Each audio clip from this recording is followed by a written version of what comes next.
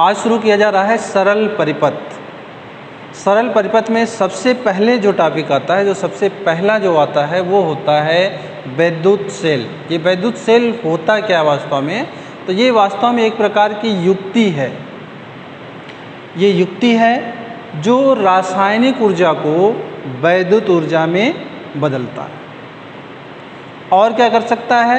यदि हम किसी परिपथ के सिरों पर सेल को जोड़ दें तो उसमें निरंतर यह विभवांतर बनाए रखता है और जिसके कारण उस परिपथ में धारा निरंतर बहती रहती है। या ये कहिए कि वैद्युत सेल एक प्रकार की युक्ति है जो रासायनिक ऊर्जा को वैद्युत ऊर्जा में बदलता है।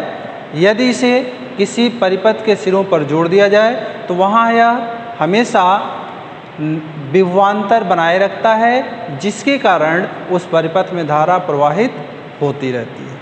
नेक्स्ट आता है वैद्युत सेलों के प्रकार। ये वैद्युत सेल कितने प्रकार के होते हैं? तो वैद्युत सेल मेनली दो प्रकार के होते हैं। दो प्रकार के होते हैं।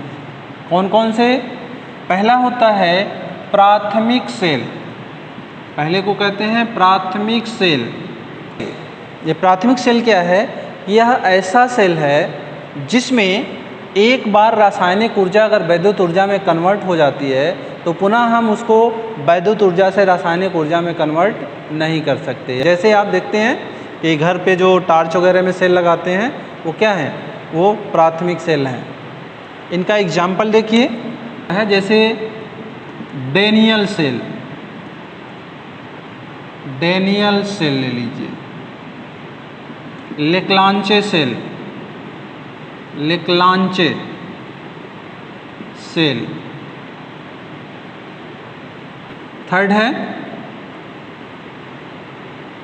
बोल्टी सेल। ये सब प्राथमिक सेल हैं। जैसे घरों में जो हम यूज करते हैं, जैसे टार्च में देखते होंगे, वो क्या है? प्राथमिक सेल हैं जो टार्च में यूज़ किया जाता है। एक बार उसको यूज़ कर लिए, जब वो उसमें जो है जो रासायनिक ऊर्जा है वो वैद्युत ऊर्जा में कन्वर्ट हो गई तो पुनः जो है उसको हम चार्ज नहीं कर सकते और वह क्या होगा? डिस्चार्ज हो जाएगा, तो पुनः चार्ज नहीं होगा और यूजलेस हो जाएगा। अगला आता है द्वितीयक सेल। सेकेंड है जो वो द्वितीयक सेल। ये द्वितीयक सेल क्या होता है? तो इसमें जो रासायनिक ऊर्जा को वैद्युत ऊर्जा में कन्वर्ट करने का माध्यम है, यानी रासायनिक क्रिया से वैद्युत ऊर्जा जब बनती है तो फिर हम उसको वैद्युत ऊर्जा से रासायनिक ऊर्जा में भी बदल सकते हैं। यानी जो क्रिया है वह उत्क्रमणीय है। जैसे घर पर आप देखिए जो यूज़ करते हैं इन्वर्टर की बैटरी, उसको बार बार यूज़ किया जाता है। मोबाइल की बैटरी सबसे सिंपल एग्जांपल है कि मोबाइल में जो बैटरी लगी होती है वो क्या होता है? एक बार डिस्चार्ज हो गई फिर हम उसको चार्ज करते हैं, फिर डिस्चार्ज होती है फिर चार्ज करते हैं। उसको बार बार यूज़ किया जाता है और बार बार जो है डिस्चार्ज होती है। जैसे पहला है सीसा संचायक सेल। सीसा संचायक सेल जो घर में हम इन्वर्टर में यूज करते हैं। सेकेंड है क्षारीय संचायक सेल।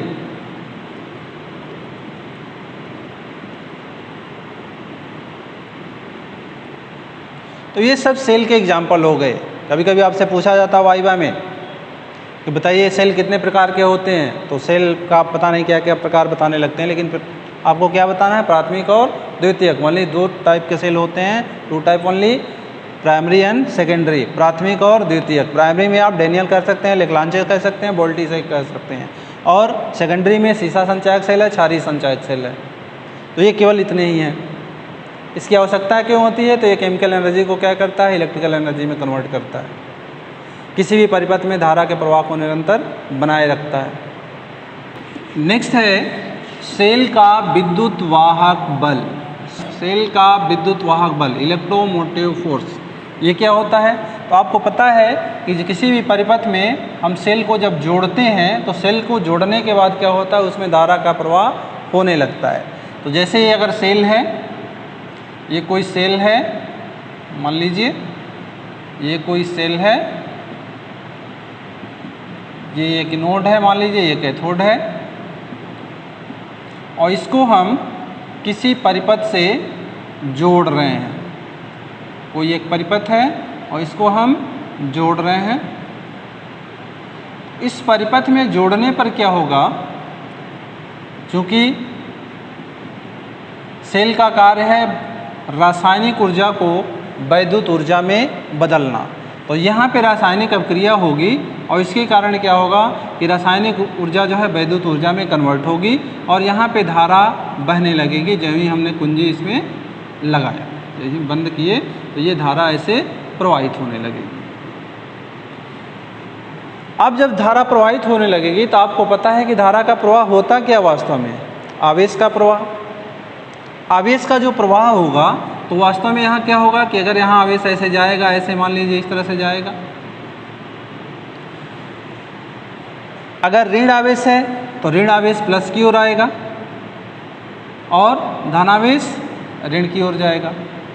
तो चूंकि यहाँ पे सेल द्वारा वैद्युत धारा प्रवाहित हो रही है तो ये इलेक्ट्रॉन जो है इस साइड में ऐसे फ्लो होने लगेंगे ऐसे, और धारा जो है ऐसे बहने लगेगी। अब इसमें क्या हो रहा है कि आवेश मान लीजिए Q है, तो यहाँ से स्टार्ट हुआ, इसके टर्मिनल से यहाँ से स्टार्ट हुआ और ऐसे गया, ऐसे गया, ऐसे, और फिर ऐसे हो करके, और फिर अंदर से होकर फिर ऐसे गया। यानी हम सेल और इस परिपथ दोनों को देख रहे हैं कि यहाँ से अगर आवेश फ्लो हो रहा है तो ऐसे जा रहा है और फिर ऐसे होते हुए और फिर इस सेल के अंदर से होते हुए ऐसे फिर ऐसे बह रहा है। यहाँ पे क्या हो रहा है, चूँकि रासायनिक क्रिया हो रही है इसके कारण आवेश क्या हो रहा है, फिर ऐसे जा रहा है और ऐसे फिर ऐसे प्रवाहित हो रहा है। सेल का विद्युत वाहक बल क्या है कि अगर हम एकांक आवेश ले लें और उस आवेश को सेल सहित पूरे परिपथ में प्रवाहित करने के लिए सेल जितनी ऊर्जा देता है वही ऊर्जा उस सेल का विद्युत वाहक बल कहलाता है। ध्यान दीजिए, किसी परिपथ में सेल सहित एकांक आवेश को प्रवाहित करने के लिए सेल द्वारा जितनी ऊर्जा दी जाती है उस ऊर्जा को उस सेल का विद्युत वाहक बल कहते हैं, जिसे हम EMF लिखते हैं, इलेक्ट्रोमोटिव फोर्स लिखते हैं। मान लीजिए कि Q आवेश को यहाँ से यहाँ तक प्रवाहित होने के लिए सेल द्वारा W कार्य करना पड़ता है। Q आवेश है और इसको प्रवाहित करने के लिए W कार्य करना पड़ रहा है, इसके द्वारा, सेल द्वारा। तब सेल का विद्युत वाहक बल, सेल का जो विद्युत वाहक बल होगा, विद्युत वाहक बल EMF जिसे लिखते हैं, इक्वल टू हम लिख सकते हैं क्या, जो W कार्य करना पड़ा तो W/Q। EMF इक्वल टू क्या हो जाएगा, W/Q। क्यों कर रहे हैं, क्योंकि एकांक आवेश की बात कर रहे हैं कि एकांक आवेश को सेल सहित पूरे परिपथ में प्रवाहित होने के लिए। यहाँ देखिए आप गड़बड़ ये करते हैं, आप यदि पूछा जाता है परिभाषा तब ये कहते हैं कि परिपथ में प्रवाहित होने के लिए, आप सेल सहित भूल जाते हैं। लेकिन आपको लिखना है क्या कि सेल सहित पूरे परिपथ में धारा को प्रवाहित करने, इस एकांक आवेश को प्रवाहित करने के लिए जितनी ऊर्जा सेल द्वारा खर्च की जाती है, दी जाती है, वही सेल का क्या होता है, विद्युत वाहक बल कहलाता है। यानी EMF इक्वल टू हमने क्या लिखा, W/Q। परिभाषा इसका जो है इसका मात्रक क्या होगा, तो देखिए ये कार्य का मात्रक क्या है, जूल, और इसका क्या मात्रक है, कूलाम। यानी इन दोनों को मिला के क्या लिखेंगे, क्या लिख देंगे, वोल्ट। यानी इलेक्ट्रोमोटिव फोर्स, विद्युत वाहक बल का मात्रक क्या है, वोल्ट है।